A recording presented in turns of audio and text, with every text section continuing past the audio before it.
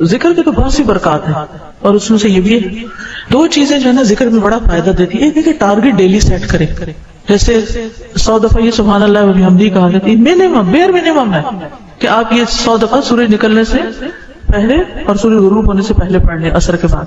پھر اسی طرح یہ ہے کہ نبی صلی اللہ علیہ وسلم دن میں 70 سے 100 بار استغفار کرتے، ٹارگٹ سیٹ کر لیں کہ میں نے لازمی یہ تو کرنا ہی کرنا ہے، اتنا تو کرنا ہے. زیادہ ہو جائے تو بہت ہی اچھا، کیونکہ حدیث میں آتا نا طوبی لمن وجد الاستغفار فی صحیفتہ، کہ خوشخبری ہے اس کے لیے جو اپنے اعمال نامے میں استغفار کی کثرت پائے.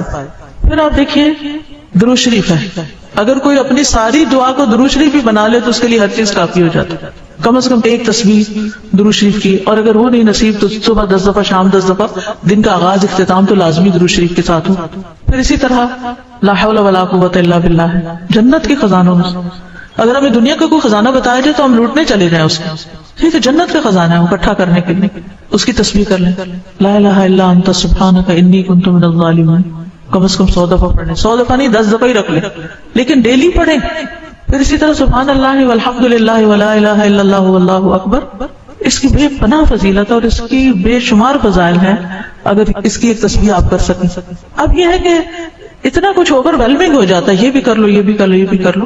کچھ چیزیں صبح کے وقت کے لیے رکھ لیں، کوئی دوپہر کے لیے رکھ لیں، کوئی شام کے لیے رکھ لیں، کوئی کہیں اگر آپ آتے جاتے ہیں اس کے لیے رکھ لیں، کوئی کسی کام کے ساتھ باندھ لیں. اگر آپ نے ٹارگٹ سیٹ کر لیا نا کہ یہ تو کرنا ہی کرنا ہے تو انشاءاللہ کر بھی لیں گے. اگر کسی وجہ سے کوئی آگے پیچھے ہو بھی گیا تو رات کو سونے سے پہلے کر لیں. اگر ایک دن کچھ کمی پیش ہوگی اگلے دن پورا کر. اپنے اوپر پابندی آپ نے خود لگانی ہے، یہ تو میں نے کرنا ہے، ٹھیک ہے. دوسری چیز یہ ہے کہ اگر نہ کریں تو پھر اس پر اپنے آپ کو پنش بھی کریں، اس کے عوض کچھ صدقہ کریں، کیونکہ اپنی عادتوں کی اصلاح پوری کرنی ہے. روزہ رکھیں، یعنی کمپنسیٹ کریں اپنے آپ کو، کیونکہ انسان کے جسم کے ہر جوڑ پہ روز صدقہ واجب ہوتا ہے. یہ تسبیحات جو ہیں وہ جوڑوں کا صدقہ بھی ہے، ٹھیک ہے.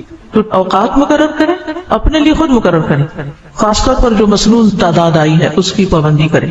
اور باقی یہ تو ویسے کی تسبیحات ہیں نا، لیکن جو صبح شام کے اذکار ہیں ان کی پابندی کریں، رات کو سوتے وقت کے اذکار کی پابندی کریں، گھر سے نکلتے آتے جاتے اٹھتے بیٹھتے سارے دن کے جو مسنون اذکار ہیں. دعا کیجئے کتاب کس کس کے پاس ہے؟ الحمدللہ سب کے پاس ہے. اس میں زندگی کے مختلف مواقع پر جو دعائیں کی جاتی ہیں، دعا جو وہ بذات خود ایک ذکر کی قسم، ٹھیک.